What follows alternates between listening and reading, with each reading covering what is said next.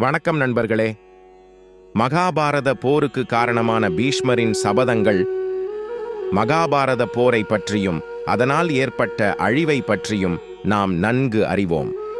குரு வம்சமே அழிந்து கிட்டத்தட்ட பூமியின் மக்கள் தொகையை பாதியாக குறைத்த மகாபாரத போருக்கு காரணமாய் இருந்தது சகுனிதான் என்று நாம் நினைத்து கொண்டிருக்கிறோம். ஆனால் உண்மை அதுவல்ல. ஒவ்வொருவரும் ஒவ்வொரு விதத்தில் போருக்கு காரணமாய் அமைந்தனர். அதில் மிக முக்கியமானவர் கங்கை மைந்தர் பீஷ்மர். உண்மையில் மகாபாரத போருக்கு முழு காரணமும் பீஷ்மர்தான். மகாபாரத போர் ஒரு சங்கிலி தொடராய் பல சம்பவங்களின் நீட்சியாய் நடந்தது. இந்த வினையை முதலில் விதைத்தது பிதாமகர் பீஷ்மர்தான். குரு வம்சத்தை காப்பேன் என சபதம் எடுத்த பீஷ்மர் இறுதியில் அதன் அழிவுக்கு அவரே காரணமாய் அமைந்தார். பீஷ்மரின் உண்மையான பெயர் தேவரதன் என்பதாகும். அவர் சாந்தனு மன்னனுக்கும் புனித கங்கைக்கும் மகனாக பிறந்தவர். பீஷ்மர் போர்க்கலைகளையும் வித்தைகளையும் பரசுராமரிடம் இருந்து பயின்றார். கங்கையை கணை கொண்டு தடுக்கு அழுகும் அளவிற்கு திறமைசாலியான தேவவிரதன் தன் குழந்தை பருவம் முழுவதும் தன் தாயான கங்கையின் அரவணைப்பில்தான் வாழ்ந்து வந்தார். பருவ வயதை எட்டியதற்கு பின்தான் தன் தந்தையான சாந்தனு மன்னனிடம் வந்தார். பீஷ்மரின் சபதம் பீஷ்மரின் வாழ்க்கையை மட்டுமின்றி மகாபாரத போருக்கே காரணமாயிருந்தது. பீஷ்மர் எடுத்த 2 சபதம்தான். தன் தந்தைக்கு அவர் விரும்பிய மீனவ பெண்ணான சத்தியவதியை மணம் முடித்து வைக்க தான் வாழ்நாள் முழுவதும் பிரம்மச்சரியத்தை கடைபிடிப்பேன் என்று சபதம் பூண்டார்.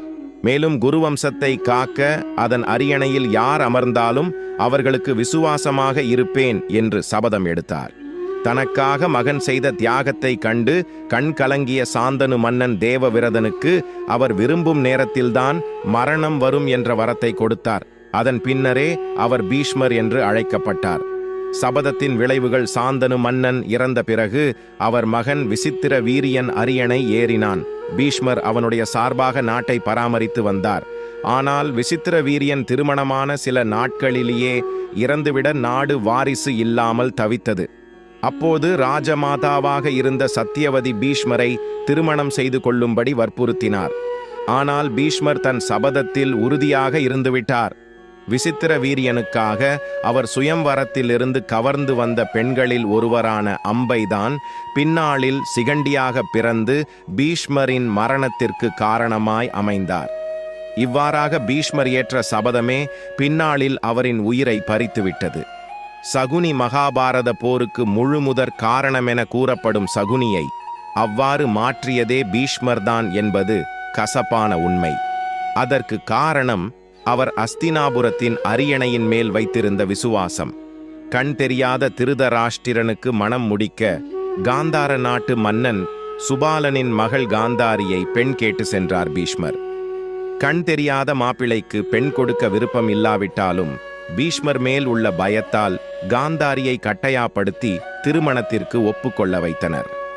தன் சகோதரி மேல் அளவற்ற பாசம் வைத்திருந்த சகுனியால் இதனை தடுக்க இயலாமல் மனதிற்குள் வெம்பினார்.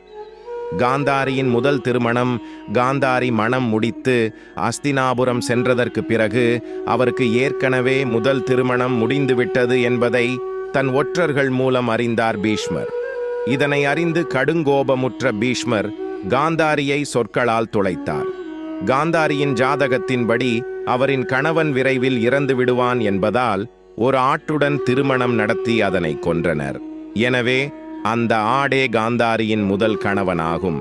இதனை மறைத்து காந்தாரியை அஸ்தினாபுரத்தின் மருமகளாக ஆக்கியதற்கு காந்தார நாட்டை நிர்மூலமாக்கினார் பீஷ்மர். சகுனியின் சிறைவாசம். சகுனி அவரின் தந்தை மற்றும் சகோதரர்களை கொல்ல நினைத்த பீஷ்மரை ஒரு வம்சத்தையே அழிப்பது அரியணைக்கு நல்லதல்ல என்று ஜோதிடர்கள் கூறியதால் அவர்களை சிறையில் தள்ளி தினமும் ஒரு கவளம் சாப்பிடும் ஒரு குடுவை நீரும் கொடுக்கும்படி உத்தரவிட்டார். அந்த உணவிற்காக அவர்களுக்குள்ளே அடித்து கொண்டு சாகட்டும் என்று விட்டுவிட்டார். ஆனால் தங்களுக்கு நேர்ந்த அவமானத்திற்காக பழிவாங்க நினைத்த சுபாலன் அந்த உணவை சகுனிக்கு மட்டும் கொடுத்து உயிர் வாழ செய்தார். ஏனெனில் அஸ்தினாபுரத்தை அழிக்க, குறிப்பாக பீஷ்மரை அழிக்க சகுனியின் புத்திசாலித்தனத்தால் மட்டும்தான் முடியும் என்று நம்பினார். சகுனியின் தந்திரம் தினமும் தன் சொந்தங்கள் தன் கண் முன்னரே செத்து மடிவதை பார்த்த சகுனி அதற்கு காரணமான பீஷ்மரை அழிக்க எண்ணினார். சகுனியணி தந்தை சுபாலன் இறக்கும்போது சகுனியை அழைத்து அவரின் வலது காலை உடைத்தார். நீ எடுத்து வைக்கும் ஒவ்வொரு அடியிலும் பீஷ்மர் நமக்கு செய்த கொடுமை உன் நினைவுக்கு வரவேண்டும்.